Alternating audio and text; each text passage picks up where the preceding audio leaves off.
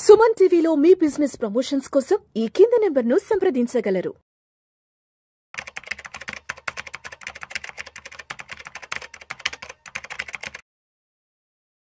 Sir ఈద రామకృష్ణ గారు నమస్తే sir. నమస్తే అండి విష్ణు గారు. Sir welcome to Vishnu talks.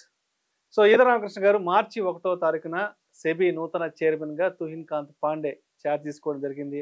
ఇదే సందర్భంలో సెబీ వైపు నుంచి రకరకాల కొత్త డెవలప్మెంట్స్ అంతా కూడా తెర మీదకి రావడం జరిగింది. సో అటు ఇన్వెస్టర్స్కి సంబంధించి ఇటు ట్రేడర్స్కి సంబంధించి కూడా కొత్త డెవలప్మెంట్స్ తప్పకుండా తెలుసుకోవాలంటే కూడా మనకు రకాల వార్తలు వస్తున్నాయి. కాబట్టి ఎటువంటి కొత్త డెవలప్మెంట్స్ని మనం ఫర్దర్గా చూడబోతున్నాం అంటారు సెబీ వైపు నుంచి? సెబీ రకరకాల అంశాలు టచ్ చేస్తూ ఉందండి. అంటే ప్రపోజల్స్ కొన్ని జరుగుతున్నాయి, కొన్ని పైప్ లైన్లో ఉన్నాయి, కొన్ని రాబోయే రోజుల్లో అనౌన్స్మెంట్స్ కూడా వచ్చే అవకాశం ఉంది.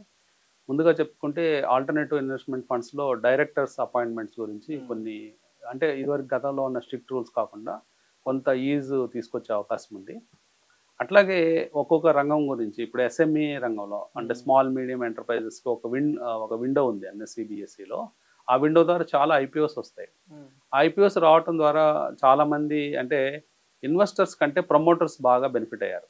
ప్రమోటర్స్ చాలా హై రేట్స్లో అమ్మేయటం, ఈవెన్ లాస్ మేకింగ్ కంపెనీస్ కూడా ఎస్ఎంఈ సెగ్మెంట్లో లిస్ట్ చేయడం, వాళ్ళు డబ్బులు చేసుకొని పారిపోవడం, అంటే కొన్ని పారిపోవడం కాకపోయినా స్కామ్స్ లాంటివి చాలా చేస్తున్నారు. సో వాటిని అరికట్టడానికి కొత్త రూల్స్ని తీసుకురాబోతుందండి. వాటిలో ముఖ్యంగా ప్రాఫిటబిలిటీ ఉంటేనే ఎస్ఎంఈకి రావాలని ఒక కొత్త రూల్ పెడుతుంది. అంటే లాస్ మేకింగ్ కంపెనీస్ ఎస్ఎంఈస్లో భవిష్యత్తులో అలో చేసే అవకాశం లేదు. అట్లాగే ఒక 20% క్యాప్ పెట్టబోతుంది.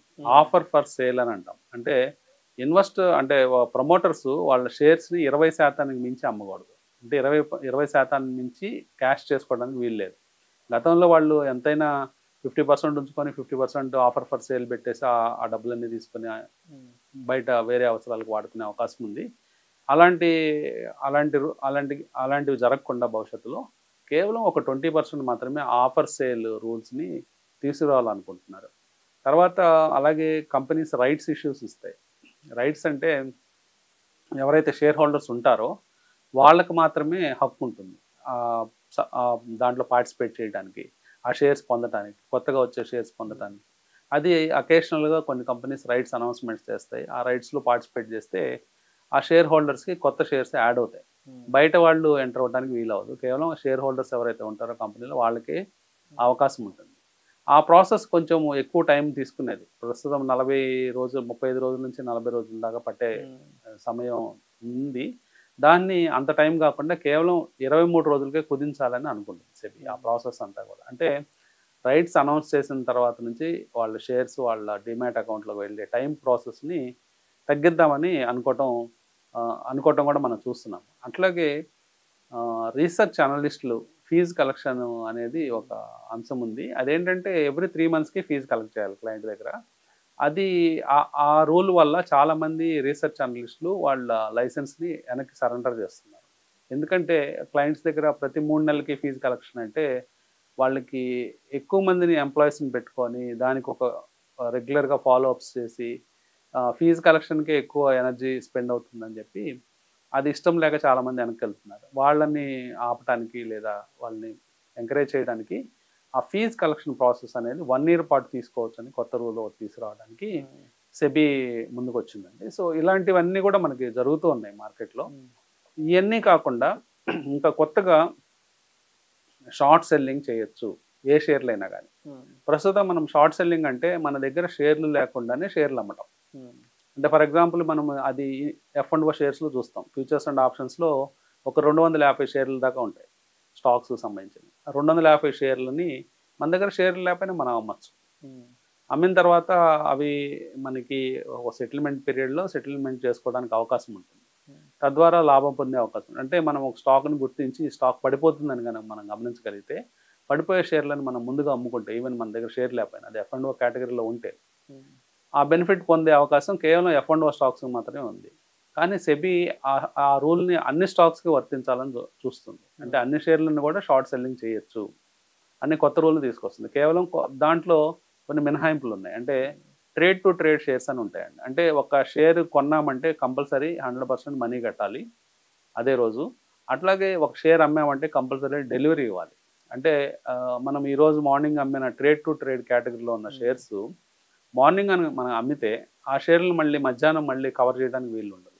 కంపల్సరీ డెలివరీ ఇవ్వాలి. మళ్ళీ కొనాలి అనుకుంటే నెక్స్ట్ డే కొనాలి.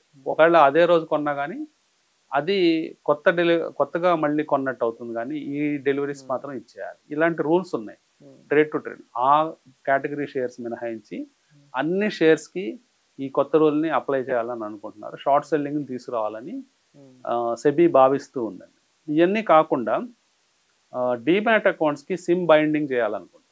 అంటే డీమ్యాట్ అకౌంట్స్ అన్నీ కూడా ఒక సిమ్కి లింకప్ చేయాలని అనుకోవటం కూడా కొత్త రూల్ని ప్రపోజల్ పెట్టింది. అది కూడా చర్చ జరుగుతుంది.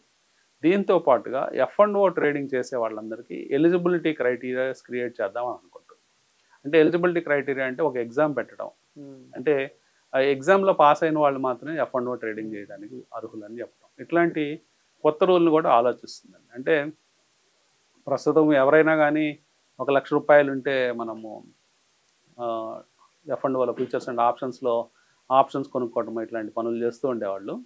వాళ్ళని అందరినీ కూడా నిజంగా వీళ్ళకి నాలెడ్జ్ ఉందా లేదా, అంటే మనము సెబీ నుంచి గతంలో చూసాం 90% 91% అబోవ్ నష్టపోతున్నారు స్టాక్ మార్కెట్లో కేవలం F&O ట్రేడింగ్ చేసి అని సెబీ మొత్తం డేటా సేకరించి చూసింది. సో వాళ్ళని ఇంకా నష్టపోయే వాళ్ళని అరికట్టాలని చెప్పేసి ఉద్దేశంతో ఒక ఎగ్జామ్ తీసుకొచ్చి ఆ ఎగ్జామ్లో పాస్ అయితేనే నువ్వు F&O ట్రేడింగ్ చేయొచ్చు అనే రూల్ పెట్టడం కొత్తగా సెబీ ఆలోచిస్తుంది. దాని మీద కూడా వార్తలు నిన్నే రావడం జరిగింది. అంటే ఇలాంటి రూల్స్ అమెరికాలో వేరే రకంగా ఉంటాయి. అమెరికాలో ఏం చేస్తారంటే $25,000 మినిమం అకౌంట్లో ఉంటేనే F&O చేయాలి.